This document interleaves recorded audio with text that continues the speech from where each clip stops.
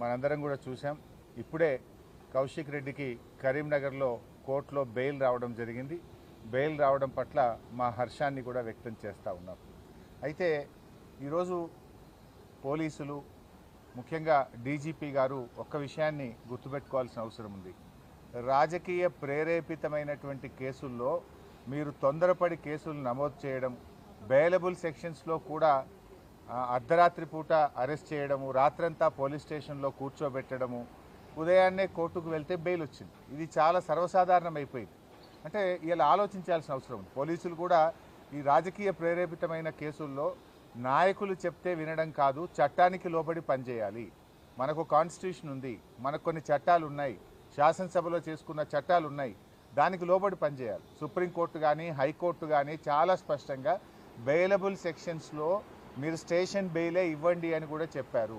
మీరు బెయిలబుల్ సెక్షన్స్లో కావాలని అంత పండగ పూట ఆ రాత్రి పూట ఏదో పెద్ద డెకాయిట్నో ఒక టెర్రరిస్ట్ను అరెస్ట్ చేసినట్టు 30-35 మంది పోలీసులు కౌశిక్ రెడ్డి మీద పడి అరెస్ట్ చేయడము, ఆయనను తీసుకువెళ్ళి కరీంనగర్ పోలీస్ స్టేషన్లో రాత్రంతా దోమలు కుడతా ఉంటే మీరు పోలీస్ స్టేషన్లో కూర్చోబెట్టారు. ఏం అవసరం ఉంటే రాత్రంతా కూర్చోబెట్టాల్సింది? పండుగ తెల్లారి మీరు అంత కావాలంటే అరెస్ట్ చేయడానికి ఏమైనా ఇబ్బంది ఉన్నదా? ఏమైనా అడ్డంకులు ఉన్నాయా? ఆయన ఏమైనా పారిపోతాడా? ఆయన ఒక గౌరవ ప్రజాప్రతినిధి కదా. అంటే ఇప్పటికైనా పోలీసులకు, నేను డీజీపీని కోరుతా ఉన్నా, మీరు పోలీసులకు ఒక డైరెక్షన్ ఇవ్వండి. ఈ పొలిటికల్ మోటివ్ కేసుల్లో ఇలా ఎప్పుడు పడితే అప్పుడు అరెస్ట్ చేయడము, అర్ధరాత్రి పూట అరెస్ట్ చేయడము, పండగ పూట అరెస్ట్ చేయడము మానుకోవాలి. అండ్ బెయిలబుల్ అఫెన్సెస్ ఉన్నప్పుడు స్టేషన్ బెయిల్ ఇవ్వడం అనేటువంటిది సరి అయినటువంటిది. మీరు ఏం ప్రయత్నం చేస్తుండ్రు? మన రేవంత్ రెడ్డి గారి ప్రభుత్వం కౌశిక్ మీద అక్రమ కేసులు బనాయిస్తూ 28 కేసులు ఉన్నాయి, ఇతని రిమాండ్కి పంపాల్సిందే అని మాట్లాడుతున్నారు. ఎవరు పెట్టింది 28 కేసులు? రేవంత్ రెడ్డి ప్రభుత్వం రాకముందు కౌశిక్ రెడ్డి గారి మీద ఒక్క కేసు కూడా లేదు. ఈ కేసులన్నీ ఎప్పుడు పెట్టినారు? ప్రశ్నిస్తూ ఉన్నాడు కౌశిక్ రెడ్డి. ప్రజల పక్షాన, బీఆర్ఎస్ పార్టీ పక్షాన రేవంత్ రెడ్డి ప్రభుత్వాన్ని ప్రశ్నిస్తున్నాడు కనుక ఆయన మీద ఈరోజు మీరు అక్రమ కేసులు పెట్టారు. ఈ 28 కేసులు కూడా మీరు పెట్టినటువంటివే. నిన్న కూడా కరీంనగర్ కలెక్టర్ గారి ఆహ్వానం మేరకు ఆయన మీటింగ్కి వెళ్ళాడు. ఆయనేమి పిలువని పేరంటానికి పోలేదు, ఆయన మీటింగ్కి ఆహ్వానితుడు.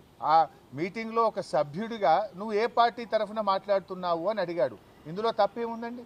ఒక కౌశిక్ రెడ్డే కాదు కదా, ఈ రాష్ట్ర ప్రజలందరూ కూడా అడుగుతూనే ఉంటారు. ఈ 10 మంది శాసనసభ్యులు పార్టీ మారిన ప్రతి ఒక్కరిని అడుగుతూనే ఉంటారు. ఇప్పుడు ఆ మీటింగ్లో సంజయ్ గారు నేను బీఆర్ఎస్ పార్టీ బట్టలు ఇప్పుతా అని మాట్లాడితే డెఫినెట్గా అడుగుతారు కదా, నువ్వు గెలిచిందే బీఆర్ఎస్ పార్టీ మీద, నువ్వు బీఆర్ఎస్ పార్టీ గుర్తు మీద, కారు గుర్తు మీద కేసీఆర్ గారు బొమ్మ పెట్టుకొని గెలిచి బీఆర్ఎస్ పార్టీ బట్టలు ఇప్పుతా అన్నప్పుడు నువ్వు ఏ పార్టీ తరఫున మాట్లాడుతున్నావు అని కౌశిక్ రెడ్డి అడగడంలో తప్పేముంది? ఇది కౌశిక్ రెడ్డి ఒక్కడే కాదు, రాష్ట్రంలో ప్రజలందరూ అడుగుతూ ఉంటారు. నిజంగా డెఫినెట్గా కౌశిక్ రెడ్డి ప్రశ్నించడంలో తప్పు లేదు. అంత మాత్రాన ప్రశ్నిస్తే 3 కేసులు పెట్టారా? ఒక సంఘటన మీద, ఒక ఇష్యూ మీద 3 డిఫరెంట్ ఫిర్యాదులు ఇచ్చి 3 కేసులు నమోదు చేయడంలోనే మీ ఆతృత కనబడతా ఉంది, మీ యొక్క కక్ష సాధింపు చర్యలు కనబడతా ఉన్నాయి.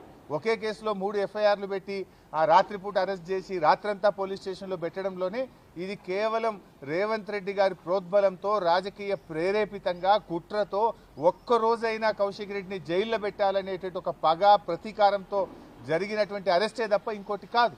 ఇవాళ న్యాయస్థానాల మీద మాకు నమ్మకం ఉంది. న్యాయస్థానం కౌశిక్ రెడ్డి గారికి ఈరోజు బెయిల్ ఇవ్వడం చాలా సంతోషం. సో ఐ అపీల్ డీజీపీ గారు, ఇటువంటి చర్యలు ఇప్పటికైనా అర్ధరాత్రి పూట, పండగ పూట పోలీసులను కూడా ఇబ్బంది పెడుతున్నారు మీరు.